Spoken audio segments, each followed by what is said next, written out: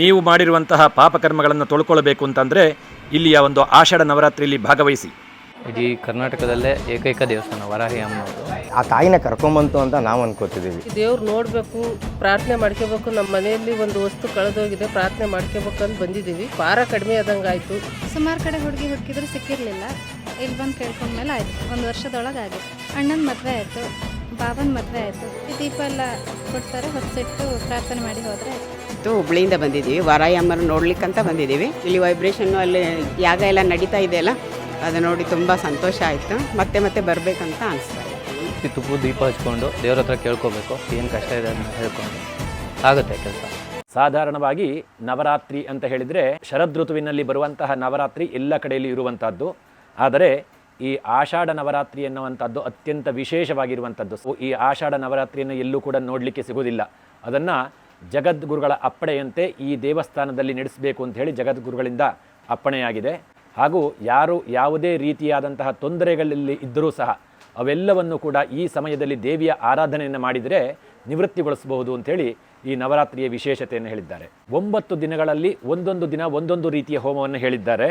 ಮಹಾಗಣಪತಿ ಹೋಮವನ್ನು ಹೇಳಿದ್ದಾರೆ, ಗಾಯತ್ರಿ ಹೋಮ, ಶ್ರೀ ಸೂಕ್ತ ಹೋಮ, ವಾಗೀಶ್ವರಿ ಹೋಮ, ಚಂಡಿಕಾ ಹೋಮ, ಲಲಿತಾ ಹೋಮ, ಲಕ್ಷ್ಮೀನಾರಾಯಣ ಹೃದಯ ಹೋಮ, ದುರ್ಗಾ ಹೋಮ, ಚಂಡಿಕಾ ಹೋಮ. ಹೀಗೆ ನಿಮ್ಮ ಆರಾಧ್ಯ ದೇವತೆ ಯಾವ ದೇವತೆ ನೀವು ಇಷ್ಟಪಟ್ಟು ಪೂಜಿಸುವಂಥದ್ದು ಆ ದಿನದಂದೇ ಆ ಹೋಮ ಯಾವತ್ತು ಇರುತ್ತೆ ಅಂತೇಳಿ ನೋಡಿಕೊಂಡು ಅದೇ ದಿವಸದಲ್ಲೂ ಕೂಡ ಬರಬಹುದು, ಸಂಕಲ್ಪವನ್ನು ಕೂಡ ಮಾಡಬಹುದು, ಹೋಮವನ್ನು ಮಾಡಿಸ್ಬೋದು. ಆ ಒಂದು ದೇವಿಯ ಕೃಪೆಗೆ ಪಾತ್ರರಾಗಬಹುದು. 2 ತಿಂಗಳು ಹಿಂದೆ ಬಂದಿದ್ವಿ. ಆಗ ಬಂದಾಗ ನಾನು ಪ್ರಾರ್ಥನೆ ಮಾಡ್ಕೊಂಡು ಹೋಗಿದ್ದೆ. ನನ್ನ ಏನು ಕೆಲಸ ಇತ್ತು, ವ್ಯವಹಾರದ ನ್ಯಾಯಾಲಯದಲ್ಲಿದ್ದಂಥ ಕೇಸ್ ಇತ್ತು, ಆ ಕೇಸ್ ತೀರ್ಮಾನ ಆಗಿದೆ. ಅದಕ್ಕೋಸ್ಕರವಾಗಿ ನಾನು ದೇವಿಯ ಕೃಪೆಗಾಗಿ ನಾನೊಂದು ಪಾರಾಯಣವನ್ನು ಮಾಡಿಸ್ಬೇಕು, ಹೋಮವನ್ನು ಮಾಡಿಸ್ಬೇಕು ಅಂತ ಹೇಳಿಕೊಂಡು ಸಾವಿರಾರು ಜನ ಭಕ್ತರು ಇಲ್ಲಿ ಬಂದಿರೋದನ್ನು ನಾನು ಕೇಳಿದ್ದೇನೆ. ಎಲ್ಲ ಕಡೆ ಎಲ್ಲ ದೇವರು ಇದೆ. ನಮ್ಮ ಮನೆಯವರು ಯೂಟ್ಯೂಬಲ್ಲಿ ನೋಡಿದ್ದಾರೆ. ಆ ಇದರಲ್ಲಿ ಇಲ್ಲಿಯ ಒಂದು ಬಹಳ ಪುರಾತನ ಕಾಲದ ದೇವಸ್ಥಾನ. ಕೆಲವೊಂದು ದೇವಸ್ಥಾನಗಳಲ್ಲಿ ಹೇಳಿಕೆ ಹೇಳುವಂಥದ್ದು, ಪೂಜೆ ಮಾಡಿ ಇಂಥದ್ದೇ ಪೂಜೆ ಮಾಡಿ ಇಷ್ಟೇ ಹಣ ಕಟ್ಟಿ ಅಂತ ಹೇಳ್ತಾರೆ. ಬಟ್ ಆದರೆ ಇಲ್ಲಿ ಅಂಥ ಒಂದು ಇದಿಲ್ಲ.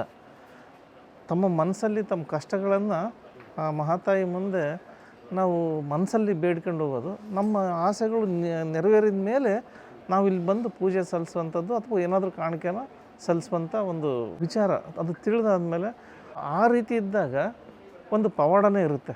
ಇಲ್ಲಿ ತುಂಬ ಪವರ್ಫುಲ್ ಅಂತ ಹೇಳ್ತಾ ಇದ್ದಾರೆ ಇದನ್ನು ವರಾಯಿ ಅಮ್ಮ ದೇವಸ್ಥಾನನ. ನಮ್ಮಲ್ಲಿ ಒಂದು ಏನೋ ಅಷ್ಟು ದೂರದಿಂದ ಈ ದೇವ್ರು ನೋಡಬೇಕು, ಪ್ರಾರ್ಥನೆ ಮಾಡ್ಕೋಬೇಕು. ನಮ್ಮ ಮನೆಯಲ್ಲಿ ಒಂದು ವಸ್ತು ಕಳೆದೋಗಿದೆ, ಪ್ರಾರ್ಥನೆ ಮಾಡ್ಕೋಬೇಕಂತ ಬಂದಿದ್ದೀವಿ. ಈ ಪ್ರಾರ್ಥನೆ ಮಾಡ್ಕೊಂಡಿದ್ದೀವಿ.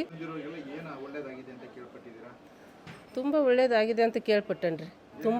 ತುಂಬ ಅವರು ಕೋರ್ಟಿನ ಸಮಸ್ಯೆ ಇರ್ಬೋದು, ಜಮೀನು ಸಮಸ್ಯೆ ಇರ್ಬೋದು, ಅಥವಾ ಏನಾರು ಕಳೆದೋಗಿರೋ ವಸ್ತುಗಳು ಇರ್ಬೋದು, ಬಂಗಾರ ಇರ್ಬೋದು, ಎಲ್ಲದನ್ನು ಕೇಳ್ಪಟ್ಟು ನೋಡಿದ್ದೀನಿ ರೀ ನಾನು.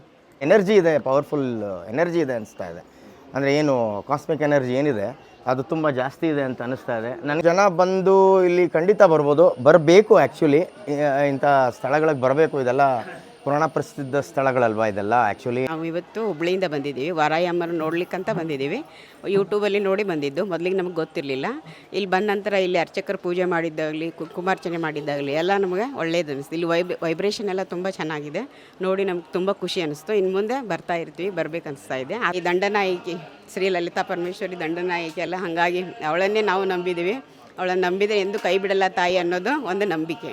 ಇದೇ ಸಂವತ್ಸರದಲ್ಲಿ ಜುಲೈ 15ರಿಂದ 23ನೇ ತಾರೀಕಿನವರೆಗೆ ವಿಶೇಷವಾಗಿ ಜಗದ್ಗುರುಗಳ ಅಪ್ಪಣೆಯಂತೆ ಆಷಾಢ ನವರಾತ್ರಿಯನ್ನು ಮಾಡಬೇಕು ಎಂಬುದಾಗಿ ಇಲ್ಲಿ ತೀರ್ಮಾನಿಸಲಾಗಿದೆ. ಸರ್ವತೋಮುಖವಾದಂತಹ ಅಭಿವೃದ್ಧಿಯನ್ನು ಹೊಂದಬೇಕು ಅಂತಂದರೆ ಇಲ್ಲಿ ಬಂದು ಆ ದೇವಿಯ ದರ್ಶನವನ್ನು ಮಾಡಿ ಹಾಗೂ ಈ ಕಾರ್ಯಕ್ರಮದಲ್ಲಿ ಪಾಲ್ಗೊಂಡು ಎಲ್ಲರೂ ಕೂಡ ಈ ಆಷಾಢ ನವರಾತ್ರಿಯ ಅಂಗವಾಗಿ ಇಟ್ಟುಕೊಂಡಿರುವಂತಹ ಈ ಹೋಮದಲ್ಲಿ ಪಾಲ್ಗೊಂಡು ತಮಗೆ ಇರುವಂತಹ ಸಮಸ್ಯೆಗಳನ್ನು ನಿವೃತ್ತಿಗೊಳಿಸಿ ಜೀವನದಲ್ಲಿ ಸರ್ವತೋಮುಖವಾದಂತಹ ಅಭಿವೃದ್ಧಿಯನ್ನು ಹೊಂದಬೇಕಾಗಿ ಕೇಳಿಕೊಳ್ತಾ ಇದ್ದೇನೆ.